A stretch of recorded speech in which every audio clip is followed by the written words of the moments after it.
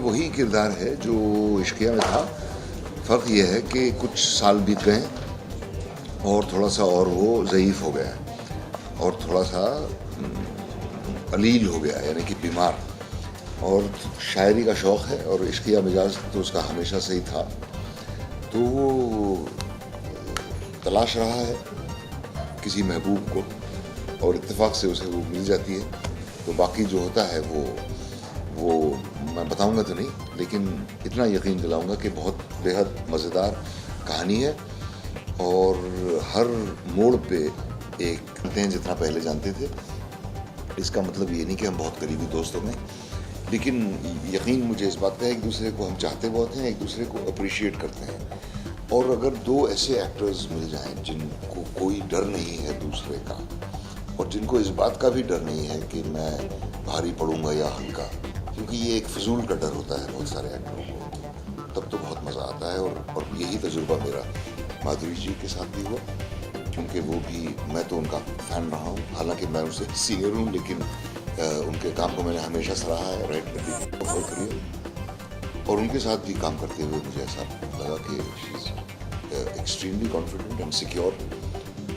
और ऐसे एक्टरों के साथ काम करने में बेहद मज़ा आता है। तो मेरे ख्याल से केमिस्ट्री इसी को कहते हैं। राजकुमार नाम की एक फिल्म थी, उसमें भी रोमांटिक रोल था। और गजगामिनी जो हुसैन साहब की फिल्म थी, उसमें भी मैं पेंटर बना था। मैं हुसैन साहब बना था, जो माधुरी को पेंट कर रहे हैं। इसमें मेरे ख्याल से जो रोमांस है वो ज़्यादा एक्सेप्टेबल होगा ऑडियंस को।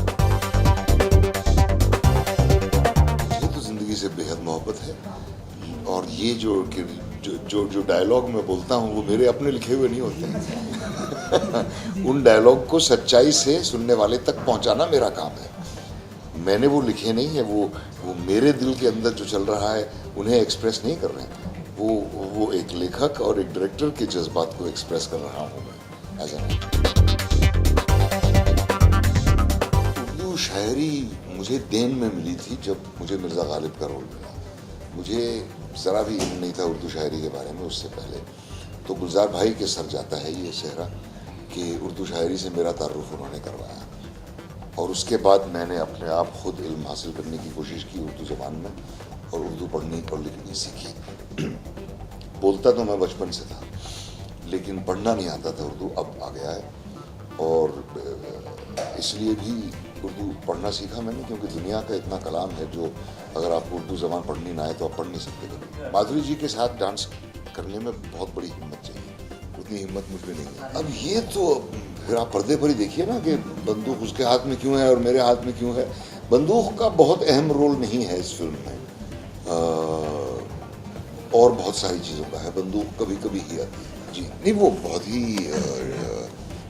सीरियस प्रोफेशनल किस्म की लड़की है, बहुत अच्छे मिजाज की है, बहुत सीधी है, मेहनती है। फिल्म कैसी है मैं नहीं कह सकता क्योंकि मैंने देखी नहीं अभी तक। बहुत बहुत शुक्रिया इस लवली कॉम्प्लीमेंट के बारे में, बट ये बिल्कुल सही है। दो बेहद टैलेंटेड और बेहद खूबसूरत एक्टर्स हैं हमारे फिल्म में, और जो मुझे बड़ी खुशी है क्योंकि बीच में मैं एक बैठा हूँ, इसीलिए काला कपड़ा पहन के आया हूँ ताकि इनको नजर। मैं इसीलिए मैं चाहता हूँ कि नसीर साहब हमारे साथ कोई इंटरव्यू में ना आए, क्योंकि मैं सारा अटेंशन इन दोनों लोगों के साथ क्या कहते हैं सिर्फ मुझ पे जाए, बस नसीर साहब पे नहीं। 2 बार आए इंटरव्यू के लिए, मैंने वापस भेज दिया, घर जाइए आप। बिल्कुल वैसे ही जैसा इश्किया में था। कहीं पे हमने कुछ कोशिश नहीं की कि इसको बदला जाए, तो मेरे ख्याल से बदलना भी नहीं चाहिए, क्योंकि कहीं पे लोगों को पसंद आया था वो बब्बन का कैरेक्टर कैसा था, वो अजीब सा। तो इसमें भी कुछ वैसा ही है, थोड़ा ज़्यादा है बिकॉज दूसरा पार्ट 2 है, तो ऑब्वियसली उसका स्केल बढ़ जाता है, फ्रस्ट्रेशन बढ़ गया है, ज़्यादा खूबसूरत और बड़े बड़े एक्टर आ जाते हैं फिल्मों में, तो सब नहीं। मेरी शक्ल को देख के भी इनका कुछ ऐसी फीलिंग होती है, सिर्फ नाम लेके नहीं होता।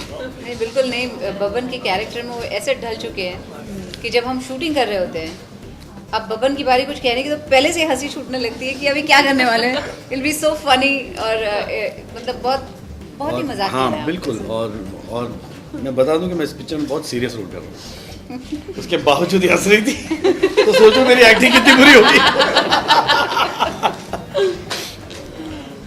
नहीं, शायराना अंदाज जो है वो तो काम में आता ही है, क्योंकि लेकिन अच्छा शायर होना चाहिए। हाँ। और पोइट्री भी अच्छी होनी चाहिए उसकी, जो कविताएं करेगा वो बहुत अच्छे शेर बोलने चाहिए, ऐसे नहीं कि बकवास है कोई, तो फिर तो गई उसकी, तो बिल्कुल ही बैंड बज गई उसकी।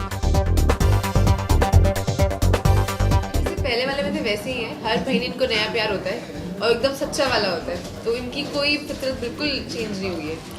बहुत लाइफ में अच्छा- कुछ चीजें बदलती नहीं है, बब्बन उनमें से एक है। नाही, बेगम तुम्हाला निरागस वाटली असेल, पण अच्छा ठीक है, आप वही इम्प्रेशन में रहिए, क्योंकि जब आप फिल्म देखेंगे तो पता चलेगा। लेकिन दोनों कैरेक्टर्स बहुत अलग हैं एक दुसरे से, और आपने सही कहा, गुलाब गँगमध्ये एक खूप स्ट्रॉंग रोल आहे, आणि ह्याच्यात पण म्हणजे तिचं लाईफ एवढं हॅपीनेस नाही तिच्या लाईफमध्ये, and that's what she struggling for. She wants to be happy, खुशी चाहिए उसे अपनी ज़िंदगी में, और उसके लिए वो कुछ भी कर सकती है बेगम पारा। तो ऐसा रोल है इसमें, और उसमें तो मतलब बाकायदा कायदा वो बनाती है।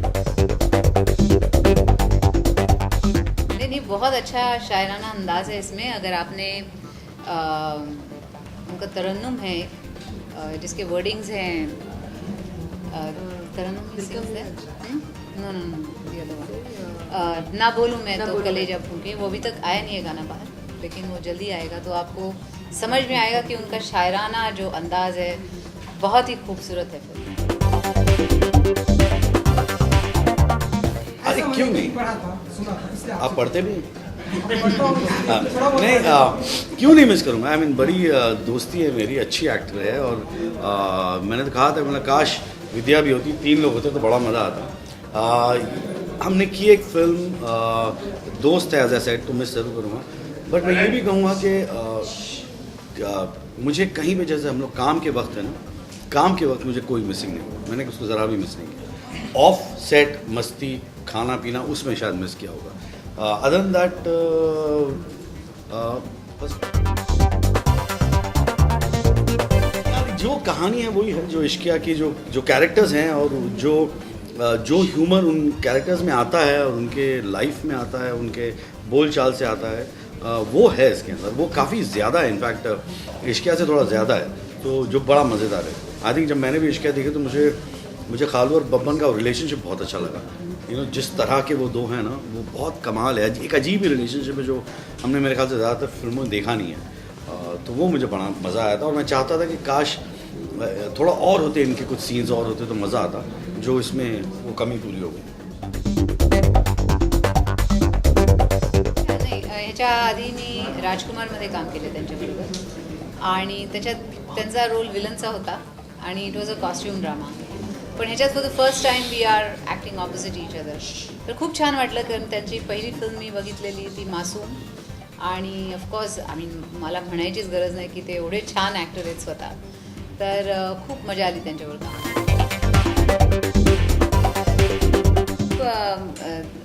वेदर इट्स अर्शद और हुमा और नसीर, सगळ्यांबरोबरच काम करताना खूप मजा आली। माझं आणि मुनियाचं, म्हणजे हुमाचं खूप काम आहे टुगेदर, बेगम पारा अँड मुनिया, तर ते खूप क्लोज आहेत, they are like sisters, they are like partners in crime, तिला सगळे तिचे सिक्रेट्स माहिती आहेत, तर त्याच्यामुळे you know they are very very very close, and they like known each other for years and years, तर पहिल्या दिवसापासून that feeling should come, because the scenes are like that. आणि Arshad of course with him, Babban तुम्ही बघितलेलंच आहे इश्कियामध्ये, ह्याच्यातही I think it's 1.5 जास्ती आहे ह्याच्यात, त्यांचं ह्युमर आणि त्यांचं सगळं जे everything is I think dead, Very good actor. या वेरी गुड एक्टर, वो तो है ही, Very sincere person. Very very very sincere sincere वगैरह वगैरह। वगैरह वगैरह वगैरह।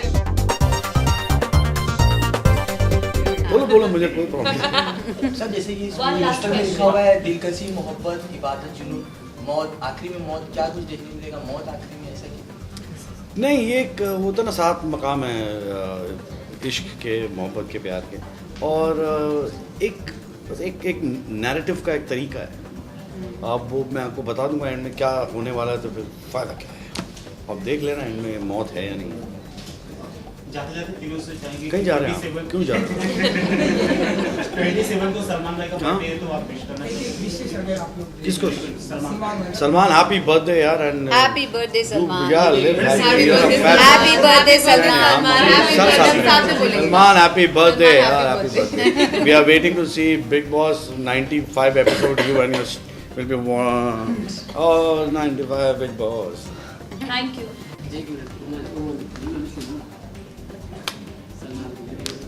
Happy birthday Salman.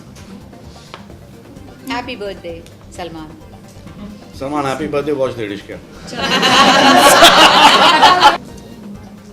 New year wishes सभी दर्शकों को न्यू ईयर के लिए बहुत बहुत बधाइयाँ happy new year happy new year आपका साल नया साल बहुत अच्छा जाए और प्लीज़ हमारी फिल्म आ रही है 10 जनवरी को आप ज़रूर देखिएगा द डिश क्या आपका नया साल और भी अच्छा जाएगा I'd like to wish all the viewers a very, very happy